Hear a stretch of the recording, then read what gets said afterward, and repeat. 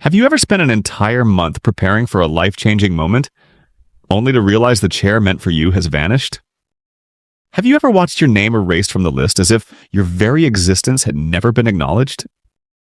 That's the pain Janelle Carter, a Black CEO, had to face. She was invited as the keynote speaker at a prestigious conference, promised the spotlight, recognition, and a seat on stage. But at the last minute, a cold email landed in her inbox. "We're sorry, your slot has been canceled." No explanation, no respect. Just a quiet knife, slicing away her effort and her trust. How many times have Black voices endured that same moment? Dismissed. Deemed not the right fit. But Janelle did not crumble, because in the pain of rejection, she saw something larger. The drive to build a stage where no one else could decide who was worthy of being heard. And then, the unthinkable happened. They mocked her when she announced she would host her own conference. They sneered that no one would show up, but within days the crowds came pouring in. Tickets sold out, headlines blazed across the press. Janelle's event didn't just succeed, it shattered records and outshined the very stage that had tried to erase her. This story isn't just about a missing chair, it's a reminder. When a door slams shut, you can build an entire house and invite the world inside. If you've ever been excluded, ever been dismissed, stay with me until the end of this video. Because you'll see how Janelle flipped the script, turning silence into the sharpest strike. Don't forget to like this video, share it with a friend, and hit subscribe. Turn on that little bell so you never miss the next story.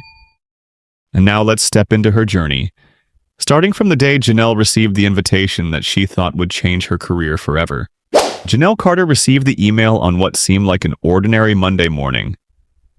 Sunlight streamed through the window, spilling across a desk piled with unsorted papers. The subject line stood out. Invitation to keynote address. For a split second, the world around her stopped. She read every line carefully, repeating her own name under her breath, just to make sure there was no mistake. A Black CEO invited for the first time to stand on the stage of an international conference. It wasn't just an invitation, it felt like confirmation that after years of fighting, after countless times being pushed to the sidelines, there was finally a chair with her name on it, a seat where people would have no choice but to listen.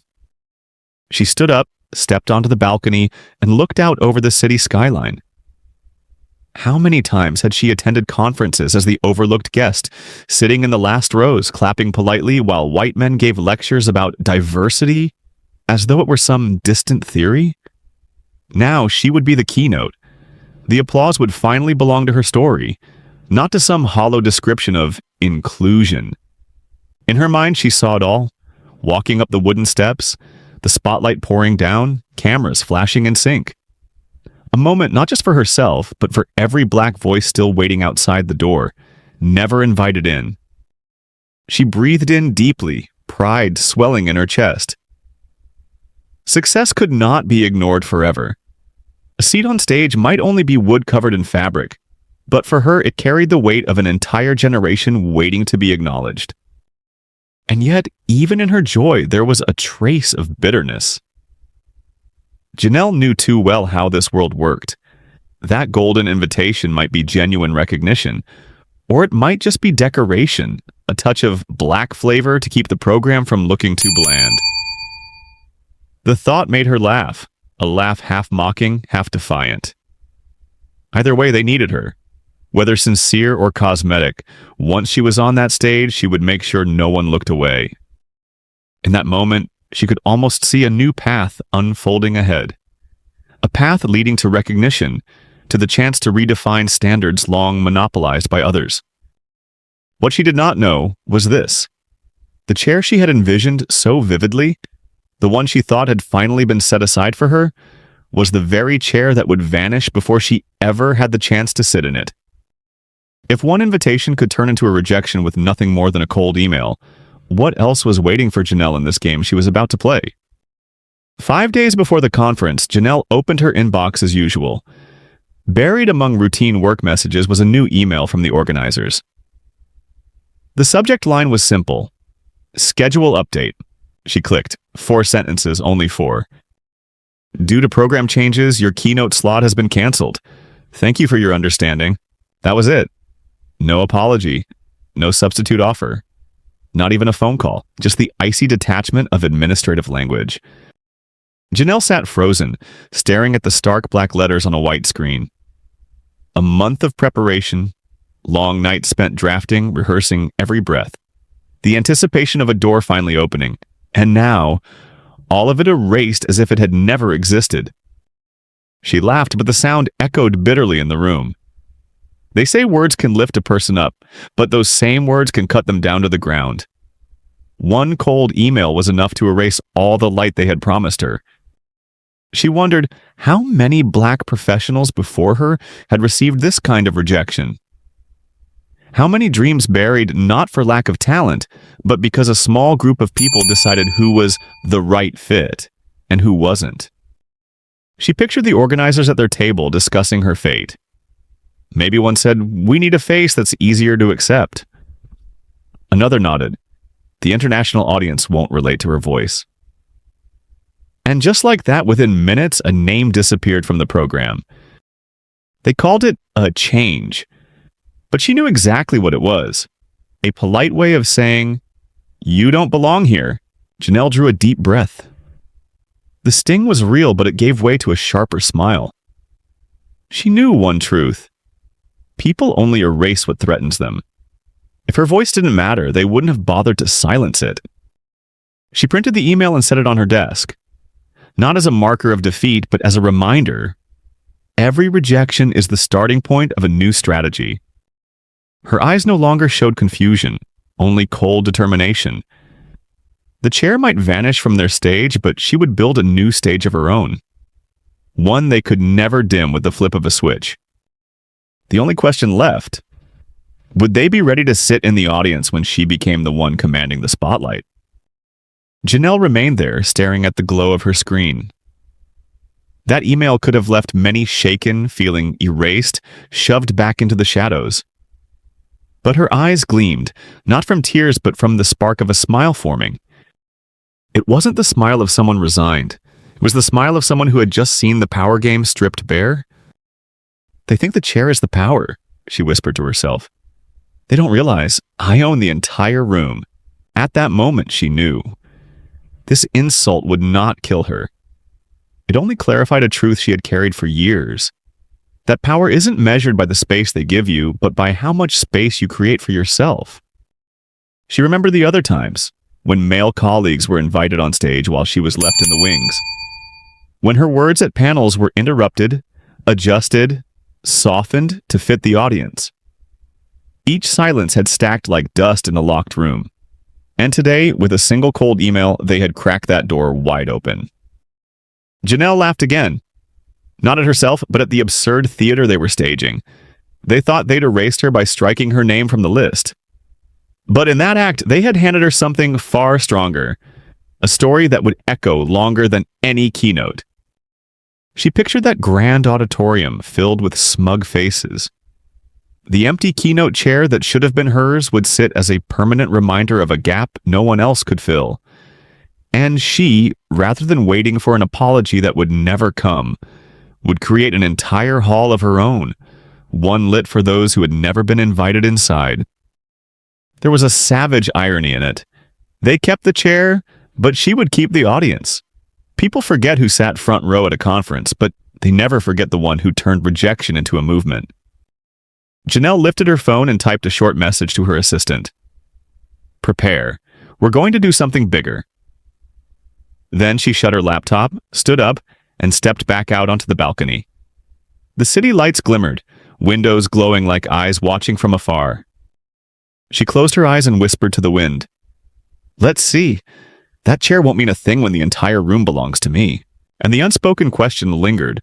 What happens when rejection is no longer an ending, but the beginning of a reversal? That morning, the city roared as usual. Traffic jammed the streets, horns blared, sidewalks groaned under hurried footsteps. But inside Janelle's mind, the atmosphere was different. eerily still, as if the entire world were holding its breath, waiting for her decision. She could have stayed home. She could have let the anger fester in silence, buried herself in boardroom meetings, and never set foot at that conference again. But Janelle chose another path. She adjusted her collar, picked up her small bag, and stepped into the car. The eyes staring back at her in the mirror reflected not resignation, but a strange calm, quiet pride. Because her presence, even without her name on the list, was already a statement. When the car pulled up to the hotel where the conference was held, Janelle saw the line of elegantly dressed guests waiting to receive glittering lanyards from the check-in desk. The air was thick with hurried chatter and polite laughter. Her heels struck the marble floor in steady rhythm as she crossed the lobby. A few heads turned, then quickly looked away. Maybe they recognized her, maybe they preferred not to. It didn't matter. Janelle wasn't there for their recognition. She wanted to see for herself how the game was played, who got a seat, who got to speak, and who was forced into silence. At the desk, she handed over her original invitation, a polite smile on her face. The clerk scanned the screen, his expression flickering with brief confusion, before shifting into the well-rehearsed neutrality of corporate protocol. "I'm sorry," he said flatly. "Your name is no longer on the list. Perhaps there's been a mistake." A mistake? One short word, light as air yet heavy enough to erase an entire presence. Janelle tilted her head, studying the young man trying to keep his voice steady. In his eyes, she saw more than his own hesitation. She saw the reflection of a whole system, the routine of exclusion dressed up as procedure. Behind her, guests waited in line, casting sidelong glances as if she were holding up their smooth procession. No one asked, no one defended. They were simply waiting for the spectacle to end so they could move forward. Janelle smiled. Not the warm smile of courtesy, nor the cheerful smile of joy. It was the smile of someone who recognized she was standing at the center of a play whose script she knew by heart. She wondered, what would they do when the person they tried to erase walked through the door anyway, unbothered, as if nothing had happened? The clerk's gaze slid from Janelle's face to the simple dress she wore, then down to the worn leather bag in her hand. He looked long enough to send a message without words, and then his voice, low but deliberate, fell like a sharpened blade. "I'm sorry, but this area is for special guests only. Perhaps you're in the wrong place." The wrong place. 4 words dropped like a verdict. The air shifted instantly. A few guests nearby tilted their heads, pretending to check their phones, though their eyes were fixed on her. Someone smirked, a thin smile, the kind people wear when they think they're watching an intruder exposed. In that instant, the grand hotel lobby turned into a stage, and Janelle stood at the center, not as a CEO, but as the outsider cast as the evening's punchline. She met the clerk's eyes. There was no anger there, only a sorrow laced with irony. This wasn't new. In fact, it was a rerun of the same old play. A black woman enters a room of wealth, and suspicion immediately becomes the magnifying glass, examining every breath she takes. Janelle drew a slow breath. She could argue. She could pull up the invitation email, prove she had been chosen, demand her VIP badge. But that would only make her the difficult guest they were already waiting to label her as.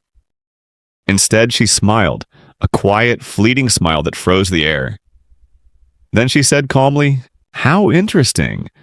Sometimes people aren't mistaken because I walked into the wrong place, but because they believe their power gives them the right to decide where I should stand." The clerk's composure cracked for a moment, his face tightening with unease.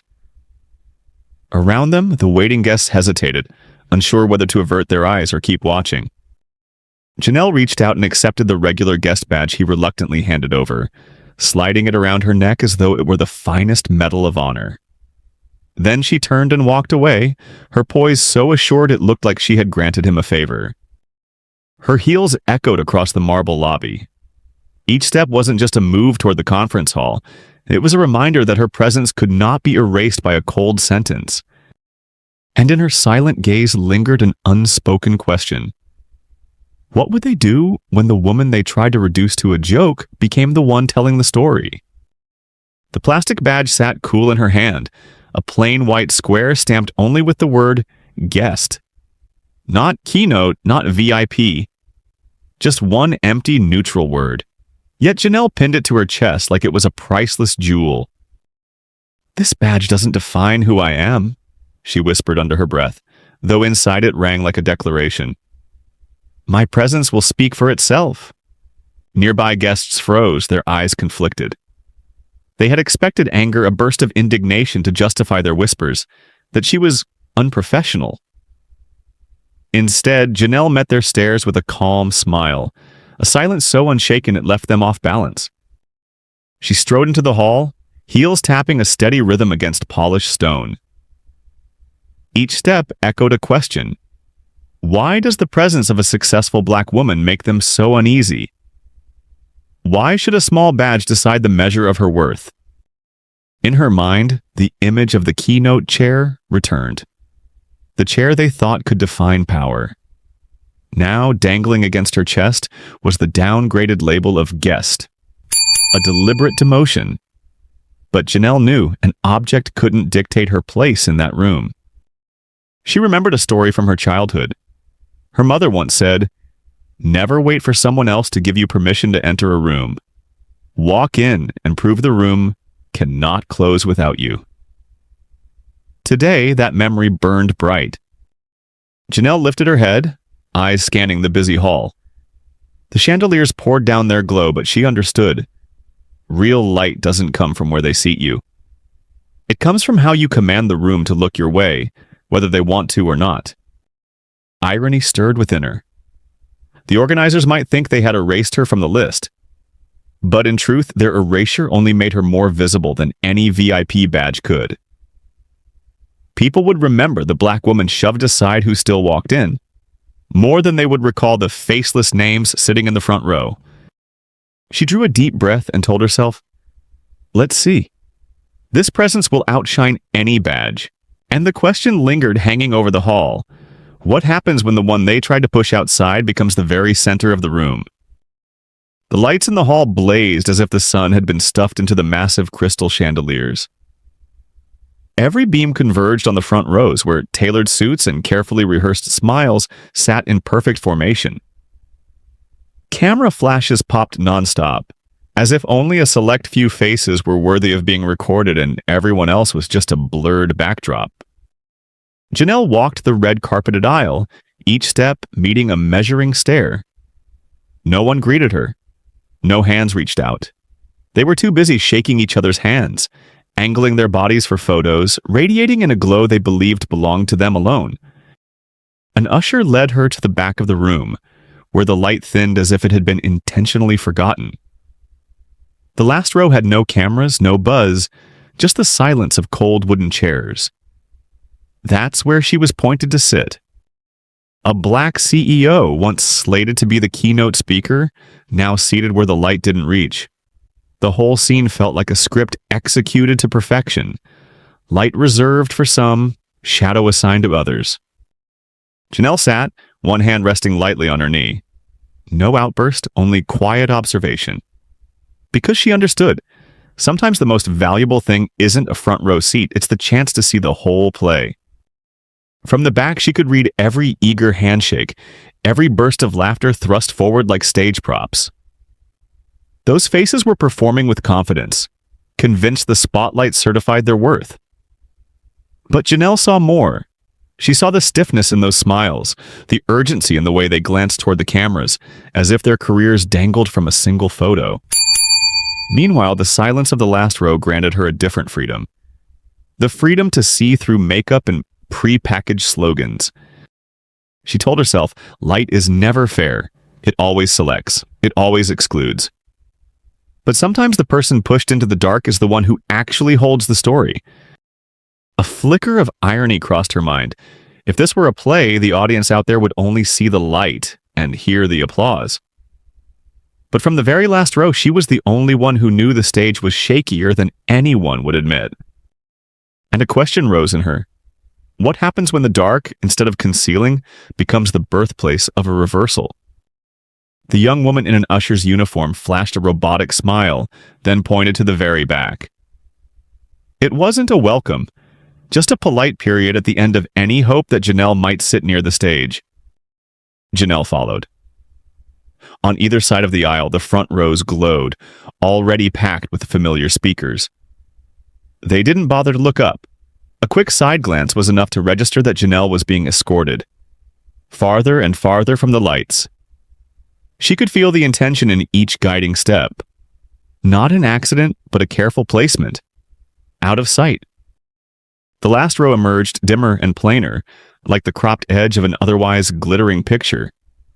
No cameras faced this way, no forced smiles were traded, just quiet shadow, too far to be included in any frame. She sat. The hard wooden back pressed her shoulders, cold and heavy. And in that instant she realized something. Being pushed out of the light didn't erase her. It gave her a wider, sharper view. From the very back she saw the entire hall. Suits stretched taut under the glare, handshakes performed to excess, bright smiles undercut by an invisible fear. The fear of being forgotten if they weren't seated in the right row. The irony made her chuckle under her breath. They thought they were at the center of power, but in truth, they were just actors hitting their marks for the organizers.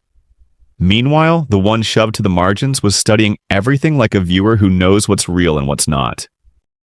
Janelle tilted slightly and touched the guest badge dangling against her chest. That little slab of plastic, meant to redefine her, only steadied her. If the light didn't come to her, she would turn this shadow into a weapon. She stayed still, letting the light soak the faces up front. But inside, one thought sharpened. They want me to disappear here. They won't control how I reappear. And the question hung in the air. When someone pushed into the dark still holds the power to choose, can that very darkness become the place where a brighter light is born?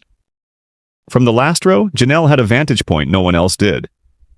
In the cover of shadow, every detail on stage stood out like a painting stripped of its varnish. Those dazzling smiles under the glare were just warped lines of strain. Those firm handshakes, so hearty on the surface, carried a cool calculation. She grasped the truth. Light doesn't only illuminate, it hides. When a face is overlit, the cracks behind it are easier to conceal. But from this angle, every fracture showed. She saw one speaker adjusting his tie again and again, hands trembling as he waited for the camera to swing his way. She saw a woman beam brilliantly then. The instant the flash went dark, her lips collapsed into a weary line, the fatigue of playing the same role on repeat. Janelle wasn't spellbound. If anything, she felt lucky to be outside the whirlpool of pretenses. From the back row, she could watch the whole game without joining the cast. She leaned forward slightly, eyes collecting every beat. A wry thought surfaced. Maybe the organizers had done her a favor. They thought shunting her to the back was an insult, but in truth, they'd handed her the director's view, not the shackled role of a performer. She laughed, so softly only she could hear it. A smile both ironic and proud. If this was a stage, the front row were actors clinging to their parts. She, from the dark, was writing the script for the next act. In that moment, Janelle understood that exclusion hadn't made her smaller. It had given her an edge. The panoramic view, and the time to prepare a turn no one would see coming. She told herself from the back of the room, I see everything, and from here I will rise. Not as the forgotten guest, but as the one who decides how the evening ends. And the lingering question pressed in, hard to shake. What happens when the person forced into the last seat is the only one who has seen the power play from beginning to end? The sound in the hall softened, as if 1,000 hearts were beating to the same expectant rhythm. The ceiling lights blazed brighter, pouring down onto a stage draped in crimson velvet. The event host, in a meticulously tailored suit, walked to the center with every step measured like choreography. He lifted his head, scanned the room, and spoke in a steady, resonant voice. Each word dropped like it had been weighed to etch itself into history's wall. We choose the voices that represent progress, and the room nodded in unison, as if they'd just been handed an undeniable truth. Pens froze to capture the moment, cameras flicked faster, and the faces in the front row smiled with self-satisfaction. At the very back, Janelle sat in silence. The line sounded noble on the surface, but threaded through each syllable she heard something else. choice. Who has the power to choose? And who gets erased? She recognized the game immediately, language dressed up in grandeur. Progress, a beautiful word, sharpened into a blade. Progress here was not a shared journey. It was filtered, approved, and owned by a select few. Janelle knew every clap echoing across the hall only pushed the keynote chair she'd once been promised further out of reach. They weren't seeking true diversity. They were seeking reflections of themselves, wrapped in the sweet veneer of selective inclusion. A bitter smile ghosted her lips. If they truly believed in progress, why had her name vanished? Why had a voice once invited been silenced with a single cold email? Applause thundered after the host's opening. Janelle didn't clap. She simply tapped her fingers against the armrest, keeping time with her own rhythm. And in that private rhythm, she could hear it clearly. The lie was louder than the applause. Her eyes drifted to the stage, to the glare of the lights. Real progress doesn't need to be chosen, she thought. It exists even when they deny it. Sometimes it begins from the back row. And then came the moment. The host paused, drew in a breath as if summoning a line that would define the morning. His voice slowed, heavy with emphasis, each syllable falling like stone into still water. Not everyone is a fit. The final 4 words rang out, amplified through the speakers, seeping into every corner of the hall.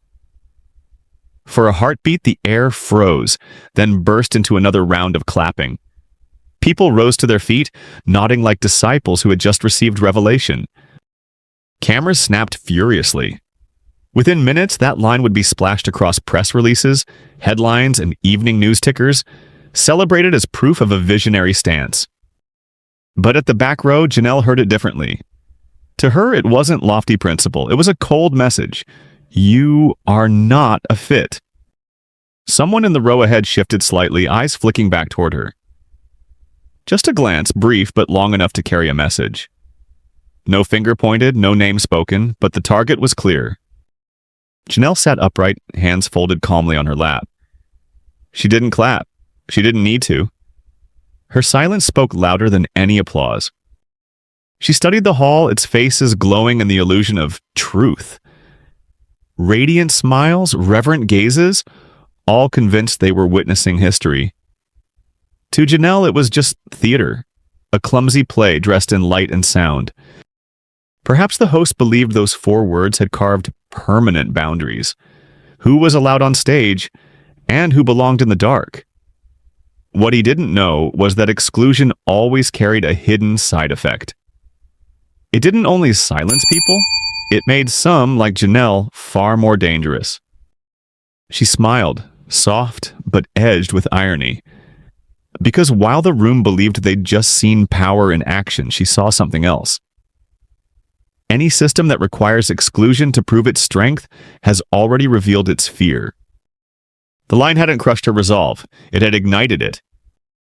And one question pulsed in her chest. What happens when the person branded not a fit becomes the one rewriting the rules of the game? Applause pounded like surf against the walls.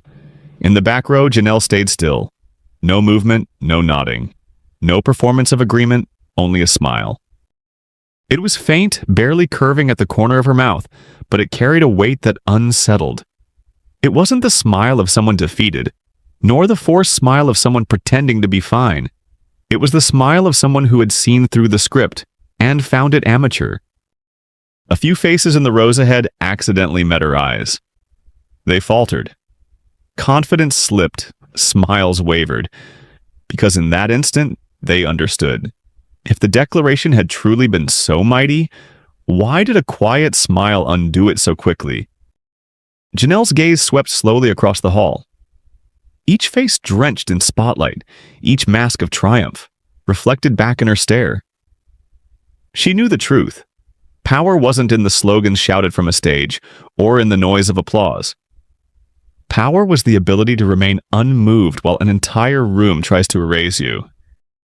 There was a bitter irony here. The host believed he had reinforced dominance by proclaiming, "Not everyone is a fit." But he hadn't noticed. The steady silence of a black woman in the back row had already made his words sound hollow. Inside Janelle, the pain remained, but it had hardened into pride. Pride that needed no spotlight. Because she knew sometimes silence glared brighter than any chandelier. She sat still, her quiet smile spreading like a crack across the polished wall of deceit. And she wondered, if a smile alone could make faces falter, what would happen when she rose? Not from the last row, but from the stage itself. The applause after the opening remarks slowly died down, making way for the first speaker to step onto the stage.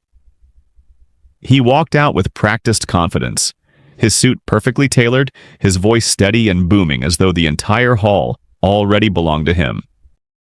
Behind him, the giant screen flickered on. The title appeared, sharp and unmistakable. Janelle's brow tightened.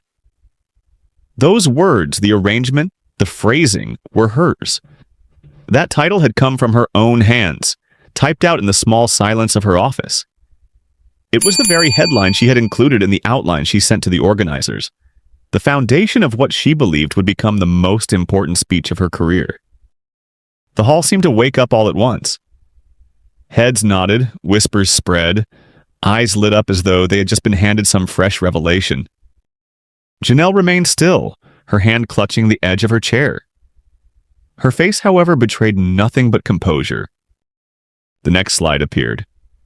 The opening, the examples, even the carefully chosen images.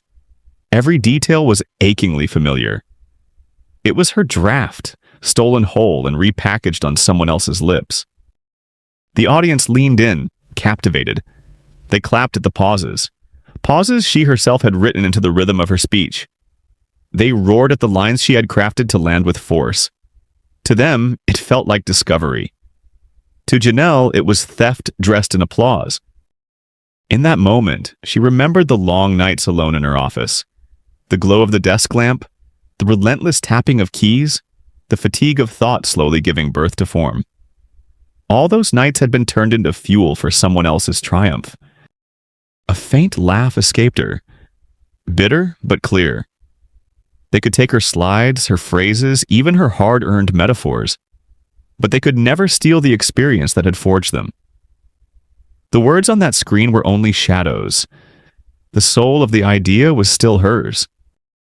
Janelle tilted her head, fixing her gaze on the stage, and as she watched, a thought began to shape itself, faint but steady. Let them think they had consumed the whole idea. The truth was, the original, the version they could never replicate, was still sitting in silence right there in the back row. A question pulsed in her mind. What happens when the copy on stage has to face the original in the same room? The speaker pressed on, his voice swelling with borrowed conviction. On the screen, her words continued to appear, lifted wholesale, unaltered. He spoke of the power of presence, a phrase Janelle had wrestled into existence at midnight, whispering it to herself in the quiet before it finally landed on the page. He told a story of doors opening for the excluded, a story she had pulled directly from her own childhood of being sidelined in classrooms, and he ended with, "Sometimes the one forced out of the room is the very one who changes the building itself." Her line, her conclusion. The one she had lived with, revised for days, polished until it gleamed, now tossed casually into the air by another man, as if it were his original revelation. The hall thundered with applause. Faces turned to one another, nodding with admiration. Cameras clicked furiously, freezing the counterfeit moment. By evening, his words would headline news outlets. His name would be paraded as a visionary. At the very back, Janelle sat unmoving, a silhouette against the shadows. But in her eyes was no shock, only a thin smile sharp with irony. Because if the hall believed they were witnessing brilliance, only she knew they were clapping for an echo. A replica. A painting without brushstrokes, missing the hand that had lived the story. Her thoughts drifted back to the day she was cut. They hadn't only erased her, they had plundered her. They were afraid of her voice, but greedy for her intellect. They didn't want her presence, but they wanted her mind. And now they had found a face they deemed safer to deliver it. Her fingers brushed the leather-bound notebook in her bag, the original draft still resting there. A quiet pride rose in her chest. Let them quote. Let them cheer. Because when the truth broke free, and truth always does, the humiliation would come doubled. Janelle did not rise. She did not interrupt. She sat with the stillness of a woman watching a poorly staged play. She opened her notebook, its corners worn soft with use, and wrote one short line. Slowly, deliberately. Each letter sank like a nail, pinning the humiliation in place, transforming it into fuel. She looked at the words, then smiled. A smile not bitter, but certain. A signal to herself. The truth cannot be stolen. At most, it can only be postponed. Take it, she whispered under her breath, her eyes never leaving the man basking in stolen light. Because when I speak, they'll know. They'll know what's real and what's only a shadow. The audience swelled with applause for the counterfeit. They thought themselves present at revelation. But Janelle knew better. Borrowed light burns out quicker than the flame that birthed it. From her vantage in the dark, the irony glowed bright. A thief might shine for a moment, but that very glow was a trap. It only exposed the emptiness behind him. Meanwhile, the real fire, the fire of lived experience, of unshakable presence, burned steady. She closed the notebook with a soft snap. The sound was quiet, but it marked the moment. In that instant, she realized they had armed her. If they needed a copy to soothe the room, she would unleash the original to wake it.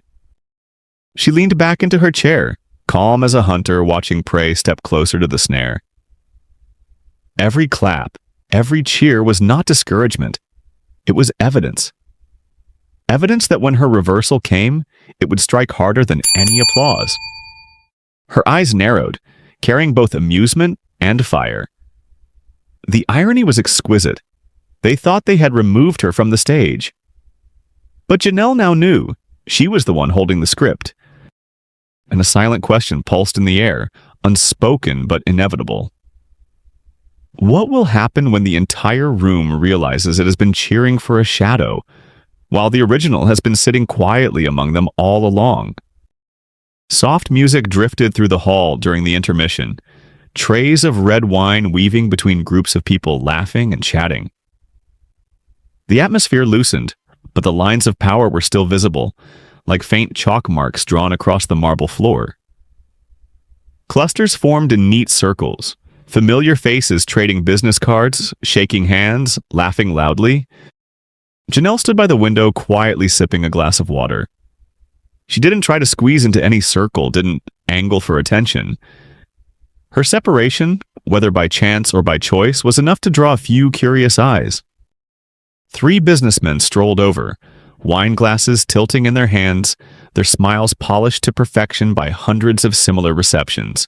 They fanned out in a half moon around Janelle, arranging the moment so it became a performance in plain sight.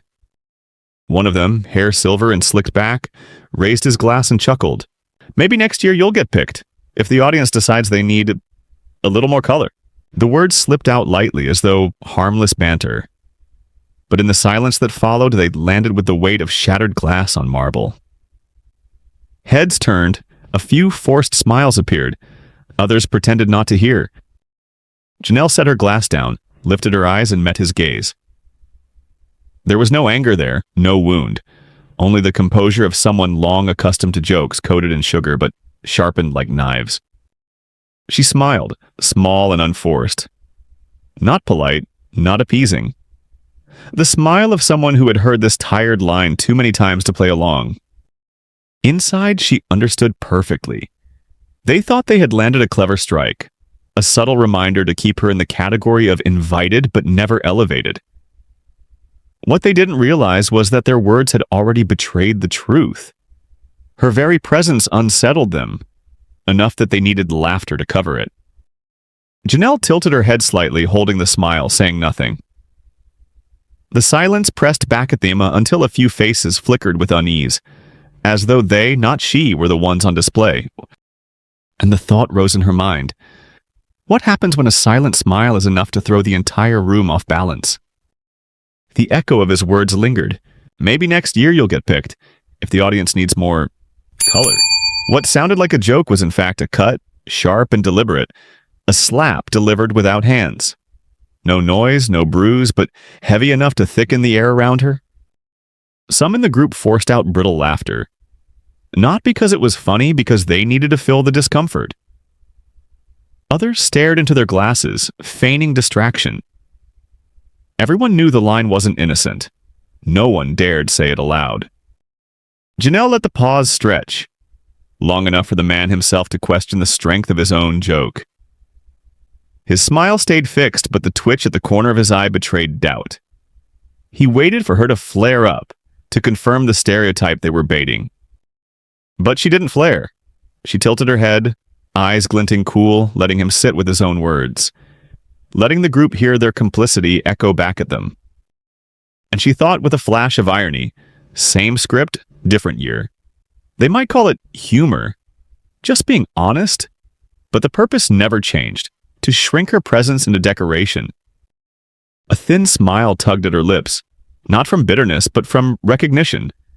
When someone throws words like a weapon, sometimes the best defense is to let the blade rebound into their own hand. She lifted her water glass slowly. No rush, no tremor. An ordinary gesture, yet one that carried the calm authority of command. Her eyes swept the group, and her silence became a mirror, forcing each of them to see their own reflection. And the sharper question hovered, cutting through the facade. What happens when an invisible slap doesn't knock her down, but shows everyone else who's really small? Janelle turned the glass in her hand, chandelier light breaking into delicate shards across the table. She raised her eyes, steady and unreadable. Then, softly but clearly enough for every ear around her, "I think the audience deserves the whole picture." She paused, breath even, each word deliberate. "Not just one shade. And I intend to give it to them." The words floated out as light as air, but the aftershock rippled through the circle. A few lips pressed shut as though they had swallowed something sour. The silver-haired man froze, his smile stiffening, eyes blinking too fast, hunting for an escape. The music went on, but the jazz now sounded distant. The laughter had died. The silence that followed wasn't Janelle's doing. It came from the collective shame her words had uncovered. Their supposed weapon had been turned back into their hands. Her smile stayed, small, steady. She didn't explain, didn't underline. She didn't need to. The power lay not in volume, but in the depth of the hush she left behind.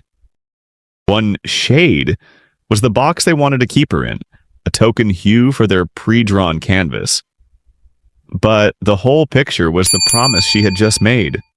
A stage where voices like hers would no longer be background, but centerpiece. For a moment, Janelle felt the balance shift. They had approached to put her down, but left unsettled, diminished. She had answered not with anger, but with weight, and left them carrying it. She raised her glass, took a sip, casual as though nothing had happened. But she knew. The moment had been marked. From this day, they would think twice before dismissing her with a half-smile quip. And the quiet question lingered behind her smile. If one calm remark was enough to tilt the room, what would happen when she finally spoke on her own stage? That night, after leaving the hall, Janelle didn't go straight home. She drove to her office, where the neon lights hummed coldly overhead. The air was thick with silence, but inside her a storm was brewing. She didn't sink into her familiar leather chair. Instead, she stood by the window, staring out at the city, its lights flickering like 1,000 eyes waiting for something. When her core team arrived, worn out from a long day, they expected anger, maybe despair. But Janelle's face glowed strangely, as if the humiliation earlier had ignited a new fire. She turned, her voice low but steady. "We don't need their seat. We'll build our own table." The room froze. Eyes flickered with surprise, some with doubt. Her aides, the same people who had helped her build the company from scratch, looked at one another. They understood what she meant, but barely dared to believe it. One finally spoke softly, honestly. "You mean a new conference?" Janelle nodded, slow but certain. "They've taught us a lesson. They think power lies in granting or denying a chair, but we'll prove that a table can be built anywhere, as long as we have voices and people willing to listen. No applause, no cheers. Just silence, thick at first, then gradually transforming into conviction. They knew Janelle never spoke of things she couldn't make real. She walked to the conference table, tapped her fingers on the wood, each knock resonating like a drum beat before a curtain rise. Let's start planning. Venue, speakers, guests.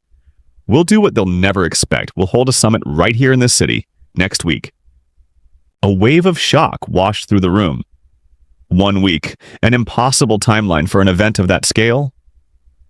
But in Janelle's eyes, there was no hesitation, only cold certainty, honed by years of exclusion and survival. The air shifted. Fatigue drained away, replaced by urgency. Someone flipped open a laptop. Another grabbed a notebook, scribbling ideas in haste. The room became a hive of movement, not racing against time, but against a prejudice that had lasted far too long. Janelle stepped back, watching her team come alive. And in that moment, she understood. Their rejection had become her greatest fuel. A sly thought flickered in her mind. Perhaps I should thank them for handing me the reason to do this. And the silent question rose. What happens when a lost chair becomes the fire that lights an entirely new summit? The plan went public just 2 days later. A brief press release on the company's website alongside a simple photo of Janelle against a plain backdrop. No fireworks, no grand slogans. Just one line. The future belongs to every voice. The reaction came faster than she expected. Emails, comments, and messages poured in. Most were mockery. A county fair conference at best. What's next? Plastic chairs in a high school gym? No one will pay to hear from someone who got rejected. The word spread across social media, echoed in familiar circles of power. The ridicule traveled like wildfire through dry grass. They laughed, thinking they had smothered a small spark before it could catch. But Janelle didn't respond. She watched quietly, letting the jeers drift away like cigarette smoke in the wind. She knew what holds value will make its own noise. And then the unexpected happened. On day 1, ticket sales crashed the system. Within 48 hours, every seat was sold out. Emails poured in, demanding more chairs, more VIP slots. Small businesses offered sponsorships. Young professionals, people who had never been invited to traditional conferences, celebrated online that finally there was a place for them. Not just domestic. Within days, international media took notice. A European paper splashed the headline, "Rejected at one summit, she builds another." An Asian news channel called for an interview, asking if this was a revolution in the conference world. The mockery was swallowed whole by the noise of breaking news. The room Janelle had only imagined was taking shape, larger, brighter, and most of all, packed. She sat back in her office, watching the flood of notifications scroll across her screen. Instead of anger at those who mocked her, she felt a sweet irony. Their scorn had become free advertising. They hadn't stopped her, they had amplified her. Janelle leaned into her chair, lips curving into a quiet smile. Once again, what looked like humiliation had turned into a launch pad. And the question rang out like a bell announcing the next act. What happens when the county fair they laughed at becomes the event the whole world can't look away from? Opening day arrived sooner than anyone thought possible. That morning, sunlight spilled down like the sky itself was intent on spotlighting something new. Outside the convention center, lines stretched long, people jostling to get in. Temporary banners thrown together days before now snapped in the breeze and flashed beneath 1,000 camera lenses, transformed into symbols of an irreversible moment. Inside, the hall overflowed. Not a single empty seat. Extra wooden chairs lined the aisles. Some people stood against the walls just to listen, just to witness. Voices ricocheted off the high ceilings, vibrant and alive, so unlike the cold indifference Janelle had endured at the other summit. Then the stage lights blazed. The room fell still. No whispers, no polite laughter, only expectation. and Janelle walked out. She didn't wear her usual power suit, nor a shimmering evening gown. She chose something simple, clean, so that her presence, not her clothes, would be the focus. Each step was unhurried, assured. A statement in itself. She was no longer in the back row, no longer confined to the shadows. At center stage, the spotlight struck her face, white and blinding. This wasn't borrowed light. This was the light she had built for herself. Janelle looked out over the crowd, rows upon rows of lifted eyes, not curious but expectant. They hadn't come to hear a single shade. They had come to hear the whole picture. She drew in a deep breath. Her heart beat steady, not from nerves but from the weight of this moment. Every cold email, every smirk, every doubtful glance had led her here. And here, at last, every rejection became the foundation of a stage no one could switch off. A gentle irony flickered in her mind. The old summit believed erasing her name would erase her voice. But in doing so, they had birthed the record-breaking event now blazing before her. They had cast themselves into shadow, while the spotlight burned down on the woman they tried to exclude. Janelle smiled. Not defiance, but confirmation. She didn't need to prove anything anymore. Her very presence in this overflowing hall was proof enough. And the question lingered in the silence before she spoke. What happens when a voice once buried now echoes through the fullest room they've ever seen? The next day, the headlines were all the same.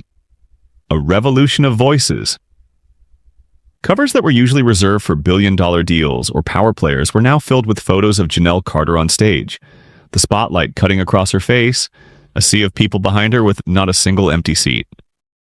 Articles praised not only the scale of the event, but the audacity of how it was built. Some commentators called it a strike against the monopoly of traditional conferences, while others admitted, you can't turn your back on a truth that's already out in the open. But what made Janelle smile wasn't the press praise. It was the avalanche of ticket confirmations flooding the organizers' inbox. Mixed in with eager names she didn't recognize were familiar ones. The same people who'd mocked her, who'd said her conference would be nothing but a county fair. They quietly bought seats. No grand announcements, no humble brag posts. Just a few silent transactions as if trying to bury their own embarrassment. Janelle scanned the list her assistant handed her, and the corner of her mouth tipped up. There was a sweet irony here. The very people who'd dismissed her were now paying to sit in her audience. They had become part of the success they'd once denied. The audience was no longer only those who'd been excluded. Now the gatekeepers, the ones who thought they had the right to decide who speaks and who doesn't, were squeezing in too, unwilling to miss this new stage. And with that, the rules of the game had started to change. Janelle didn't gloat. She knew true victory wasn't revenge. It was proving that every attempt to erase her had become meaningless. It was their initial contempt that had carried her story farther. She wondered, just a little, would they sit quietly, tucked into the dark of the audience? Or would they try to edge back into the light like they always had? And a larger, weightier question took shape. What happens when an entire room realizes that power no longer belongs to those who decide who's invited, but to the one who dares to build a new stage? The numbers released after opening day stunned the industry. Attendance at Janelle's summit tripled projections, smashing every record the old guard conferences had set. Photos of the packed hall exploded across social media, shared thousands of times with captions like, "This is where real voices actually carry." Meanwhile, the conference that had rejected her went quiet. The media spent their front pages on Janelle's event, while over there a handful of photos showing rows of empty seats became proof of decline. The reversal was swift and merciless, as if the public were overcorrecting for a long deficit of fairness. And then the most ironic thing happened. The faces that once sat in the front row, introduced with glittering titles, now appeared quietly among the audience at Janelle's event. No more flashing cameras for them, no automatic applause when they spoke. Now they sat and looked up at the stage where Janelle stood, listening to the voice they had tried to silence. In that moment, Janelle didn't need to point a finger or revisit old humiliations. The role reversal said it all. The people who once decided who was fit to speak were forced into silence and listening, while the woman deemed not enough stood squarely in the light, redefining what fit even means. The room erupted in applause, this time for her. Not polite clapping, but a sustained, rolling wave born of genuine recognition. People weren't just hearing a talk, they were hearing the journey and the resolve that brought her here. Janelle glanced down at the crowd, catching a few familiar faces bowing their heads, dodging her gaze. She didn't have to say a word to make it clear they were witnessing a new chapter, one they no longer held the pen for. Inside, a thought bloomed like a private smile. They had lowered themselves into the audience, and not because anyone forced them, because there was no other choice left. And a quiet question spread through the hall. What happens when the rules have changed, and the people who wrote the old rules now have to learn to live by the new ones? The room fell silent as Janelle closed her speech. Not the silence of indifference, but a dense quiet. The kind that settles when hundreds of people feel the same place inside them being touched. The light was still fixed on her calm figure. Below, faces seemed to shrink, as if sitting before a mirror that revealed everything. Janelle didn't step back right away.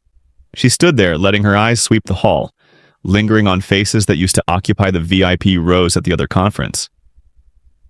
They avoided her look, and that avoidance only proved how thoroughly the balance had shifted. She lowered her voice. Each word landed even, not loud, but so deep it seemed to pull the room down another octave. How many times have we been denied the right to speak? A beat. Somewhere, a chair scraped lightly, the tiny sound booming in the stillness. "Han, how many times," she went on, eyes brightening, "will we build the whole stage ourselves, where no one can cut our mic?" The question hung beneath the high ceiling, ricocheting off walls, rows, hearts. It didn't demand an answer, not right now, but it sparked 1,000 of them in everyone present. A shiver ran through the hall. People looked at one another, not to trade doubt, but to find agreement. They understood she wasn't just talking about a platform of wood, lights, and microphones. She meant every space that had been occupied, controlled, locked down by familiar hands of power. And she was quietly promising that if needed, more stages would rise until voices could no longer be choked off. Applause broke out. Tentative at first, then spreading, swelling into a wave that flooded the room. This time, the clapping wasn't to exalt a title or a power seat. It was to affirm a truth that had just been carved into them. Janelle dipped her head, a small smile flickering. She knew she didn't need to win by being the loudest. It was the aftershock of that question that would go on resonating long after the lights dimmed. And that question now belonged not just to her, but to everyone walking out with a heavy, newly awake heart. If one stage can be built from a single rejection, how many more will rise from all the silenced voices still to come? If this story touched your heart, make sure to like, share, and subscribe. Every click helps us bring more powerful stories of empathy, justice, and silent strength to life.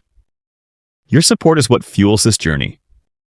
Let's keep standing together and rising higher, one story at a time. Stay safe and inspired.